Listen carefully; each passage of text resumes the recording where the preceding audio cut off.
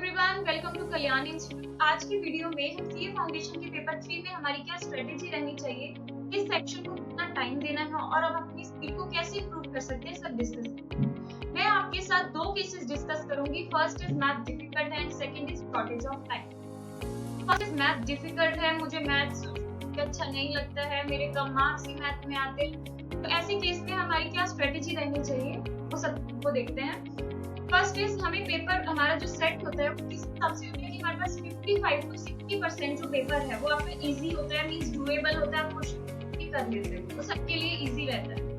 20 to 25% जो आपका paper है वो एवरेज रहता है एंड 15 to 20% जो आपका पेपर है वो डिफिकल्ट है।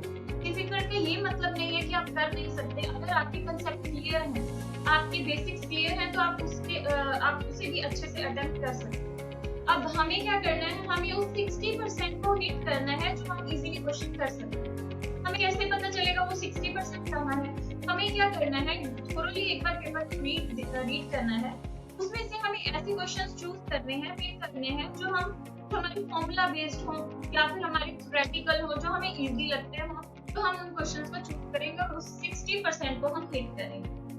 उसके बाद हमें क्या करना है, हमें चूज करना है उस सेक्शन को सबसे पहले जिसमें हम सबसे ज्यादा अपने आप को कॉन्फिडेंट फील करते हो। फॉर एग्जांपल मैथ डिफिकल्ट लगता है तो आप क्या करो, रीजनिंग को पहले चूज कर लो, देन आप स्टार्ट कर लो, उसके बाद मैथ्स कर लो। रीजनिंग को सबसे पहले करोगे, रीजनिंग में आपके पास टोटल 20 मार्क्स का पेपर आता है, मींस आपके 20 क्वेश्चंस होते हैं, आप उसमें से 18 to 19 क्वेश्चंस कंप्लीट कर लेते हो। उसके बाद आप क्या करो, स्टैट्स कर लो, उसके बाद आप मैथ्स कर लो। आपके पास टोटल जो क्वेश्चन होते हैं, टोटल नंबर ऑफ क्वेश्चन होते हैं वो होते हैं 100। अब आपको कुछ इंपॉर्टेंट टिप्स देना चाहूंगी मैं। सबसे पहले आपने क्या करना, क्वेश्चन अटेम्प्ट करोगे, आपका क्वेश्चन सॉल्व नहीं हुआ तो आपने क्या करना है, उस क्वेश्चन के साथ चिपक के नहीं बैठना है, आप उस क्वेश्चन को स्किप कर दो, सेकंड क्वेश्चन ट्राई करो, नहीं हुआ छोड़ दो उसको, स्किप करो, नेक्स्ट करो। आप ये उस टाइम पे आपकी ईगो हर्ट नहीं होनी चाहिए कि मुझे पेपर क्वेश्चन मेरा सॉल्व कैसे नहीं हुआ, जब मैं मॉक दे रहा था तब तो मैंने ये क्वेश्चन इजीली कर लिया था। तो आपको ऐसा कुछ नहीं सोचना, आपको नेक्स्ट क्वेश्चन करके जाना, बिकॉज़ हमारे पास और भी बहुत सारे क्वेश्चंस हैं बट टाइम लिमिटेड है।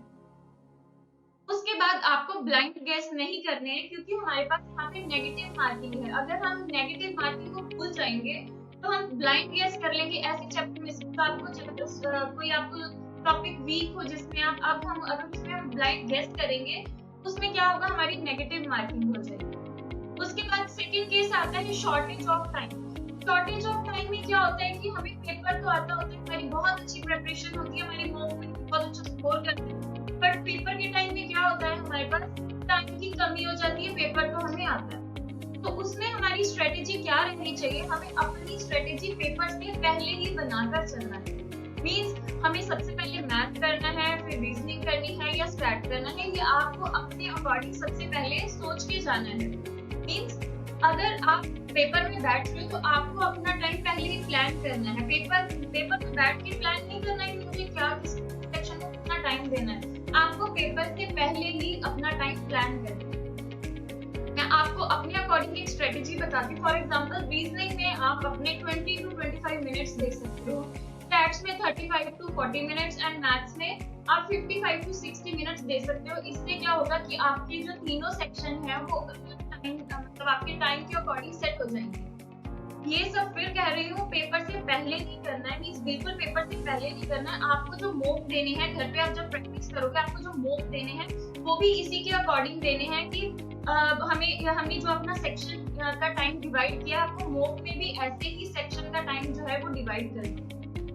उसके बाद अगर हमें अपनी स्पीड इंक्रीज करनी है, स्पीड इंक्रीज करने के लिए हम क्या करेंगे, फॉर एग्जांपल हम रीजनिंग सेक्शन की प्रैक्टिस कर रहे हैं, तो हमने अपना टाइम रखा हुआ है कि हमें फाइनल पेपर में 20 मिनट्स में पेपर करना है। तो आप मॉक दोगे तो आप क्या करोगे, 3 या 2 मिनट का टाइम पहले का रख लोगे, मींस अपने टाइमर जो सेट करोगे वो आप 22, अगर 25 मिनट्स देने हैं तो आप क्या करोगे, उसको 22 पे सेट कर दो। अगर आपने पेपर में, फाइनल पेपर में आप चाहते हो कि मैंने इसको 20 मिनट्स देने हैं रीजनिंग को, तो आप अपने मॉक में क्या करो, आप उसको 17 पे सेट कर लो टाइमर अपने सेक्शन में। इससे आपकी क्या होगी, स्पीड इंक्रीज हो जाएगी।